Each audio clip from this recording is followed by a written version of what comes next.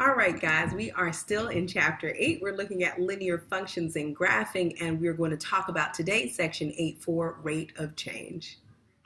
Our first and only vocabulary word today is that of rate of change. And rate of change is a rate that describes how one quantity changes with another. For example, if I were to say the more calories I take in, the more weight that I gain. That's a rate of change. So if I increase one, I happen to increase the other. So when we talk about a rate of change, we don't just talk about things in terms of a positive relation or positive correlation or negative correlation as we did a few chapters back. We usually use quantities. So if I eat 2,050 calories a day, then I can increase my weight by 1 pound. There we go. I can increase my weight by a pound. If I ate 2,050 calories a day, I can increase my weight by 1 pound. Well, that's a rate. For every 1 pound I want to gain, I'm going to eat 2,050 calories. So rate of change is something that we're going to talk about in reference to linear equations, in reference to another concept that we don't really get into the text in this section, but it's called slope. So watch out for that in the next coming lessons. Let's take a look at this first example. So the first example we are looking at, this graph shows the changes in height and distance of a small airplane, and we're going to find the rate of change from point B to point C. Let's analyze our graph momentarily. So we notice that the vertical position is written here along the y-axis, and it is written in feet. The horizontal position is written along the x-axis, also in feet. So we are concerned with, let me use a highlighter here. We are concerned with this point and the rate of change here. So the first rule about rate of change that I want you guys to hold on to is that rate of change is usually vertical over horizontal, not just because of what we're talking about here in terms of the plane's vertical height versus its horizontal distance, but usually when we're looking at rate of change and we're thinking about it, it is usually considered the change in y, or the vertical change, over the change in x. This is something you're going to see from today to your high school days, to your calculus days. Rate of change is change in y over change in x. So as we look at these 2 points, it really is necessary for us to consider what the ordered pair is so we can really figure out what the vertical change is over the horizontal change. So here we have that point B is located at the location of 400 feet horizontal and 200 feet vertical, and point C is located at 800 feet horizontal and 2,400 feet vertical. And so what we're going to do is remember the change is vertical over horizontal, so we're thinking about the change in y over the change in x. So check this out. I've highlighted these 2 points in 2 different colors. So the x-coordinate and the y-coordinate of B are one color, and the x and y-coordinate of C are another color. When I find the change in y, I've got to take the difference between the y's. So I'm going to do 2,400 minus 2,000, all of that over 800 minus 400. Okay, so then the rate of change, as we're going to see here, let me make sure I have a good pen, is going to be 400 over 200, which we know from our scale drawings and all of that stuff that we did before can be reduced and from fractions, that this can be reduced simply as 2 over 1. And what this means is that for every vertical movement, for every 2 vertical movements, I move once in a horizontal direction. Later on, we're going to refer to this as a slope of 2. So right now, we're going to call it the rate of change is 2 over 1, or 2, and next time we'll talk about it maybe in the next section or so, we'll call it the slope of 2. Your rate of change can also be found, as we'll see in example 2, from a table. So you can have a table of information and you're able to do the same thing. You don't necessarily need to actually have a graph. And so here's where it's really important to think about what we defined as the rate of change. Our rate of change is going to be the change in y over the change in x.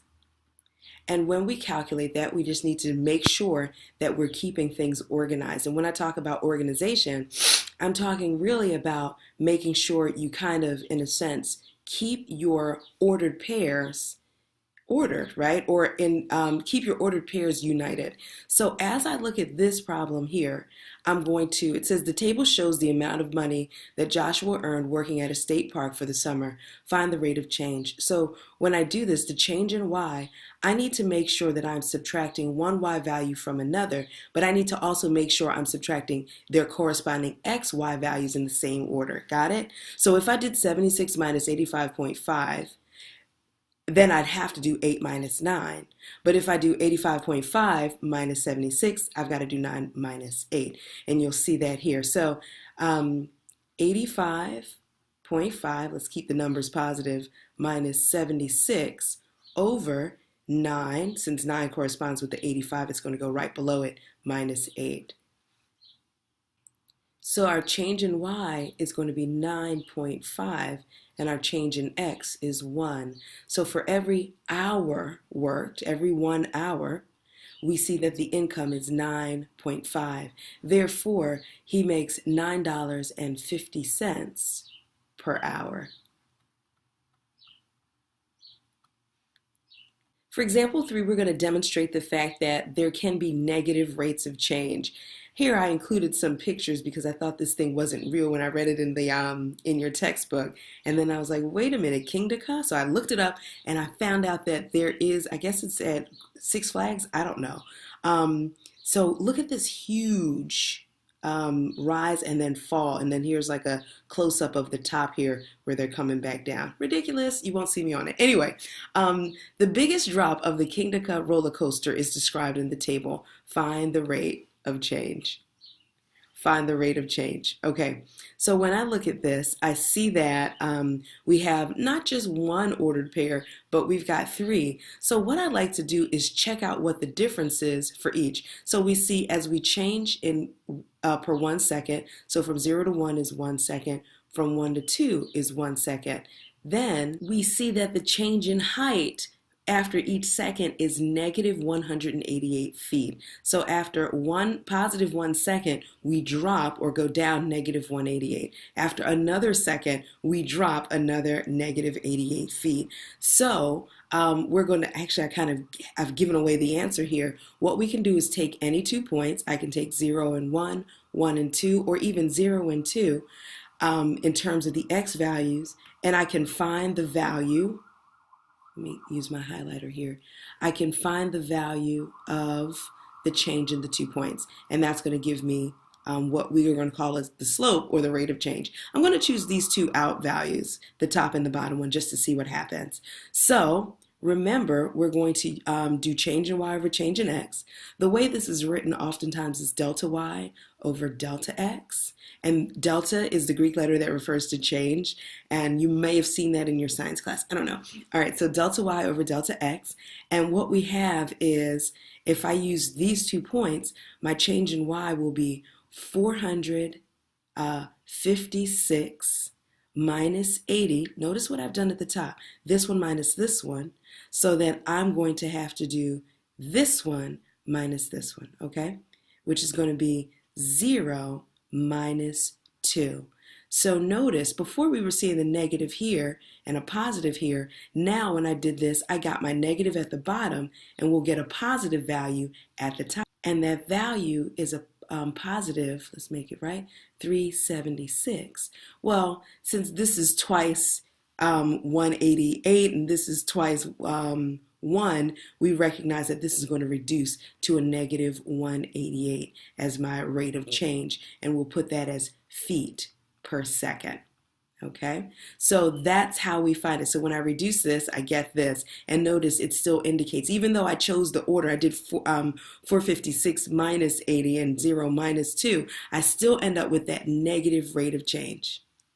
Okay, so our final example, example 4, gives us the opportunity to compare rates of change. We're looking at a CD that spins at different speeds. Well, the fact is a CD spins at different speeds when playing songs on the inside tracks near the center than when playing songs on the outside tracks as shown in the table below. So we're going to compare the 2 rates of change here. So the first thing that we're looking at is the fact that we have our X values in seconds. So 0 seconds, 2 seconds, 4 seconds is what we're talking about.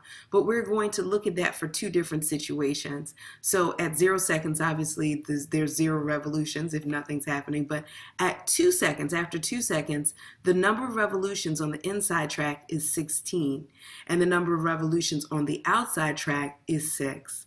The number of revolutions after 4 seconds is 32 on the inside tracks, and 12 on the outside tracks. So with that in mind, we're going to do exactly what we've done before, but for two different situations. So remember, we're going to use delta y, or change in y, over the change in x for both, anytime we try to find the rate of change, and we'll use it in both instances. So what we'll do here is we'll just choose 2 points that we want to use. In this case, it doesn't matter whatever grouping of points, I say grouping of points, whatever pair of points we can choose. We can choose this one, these two here, these two here, these two here. It doesn't matter.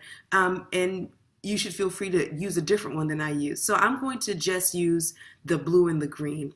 So if I take, for the inside track, I need to concentrate on this pair right here. So I'm doing 32, the blue one, minus 16 over 4 minus 2. And what I end up with is 16 over 2, which gives me a rate of change of 8 revolutions per second when I'm on the inside track. And then so if I would like to do a similar thing on the outside track, let me see if I can take that off. I took off my color too. If I want to do a similar thing on the outside track, what I'd end up doing, let me put my color back in here. I don't even remember if this is the right order. My bad. If I want to do a similar thing on the outside track, I can also take the 2 points, but here I'm looking at these guys, right? And then so I would say 12 minus 6. I could do 6 minus 12. If I do 6 minus 12, I've got to do 2 minus 4 in the denominator, or as my change in x. But since I've done 12 minus 6, I'm going to go 4 minus 2. So I'm going to do my 4 minus 2 again. I end up with 6 over 2, which leaves me with, let's see if I have a little bit of space scrooched down, which leaves me with a rate of change of 3 revolutions. 6 divided by 2 is 3. 3 revolutions per second. Okay, so I'm going to put revs per second here. And that's really it. So rate of change, really, the take-home point is that rate of change is always going to be the change in y over change in x. Later on, we're going to talk about it as slope. We need to make sure and keep the order. Sometimes it's helpful to color code the points or the ordered pairs so that you can make sure and pair them up correctly so that you get the correct answer. Other than that, I hope that this made sense. Well, I hope it made sense in general, and I look forward to seeing you guys in class soon. Thank you.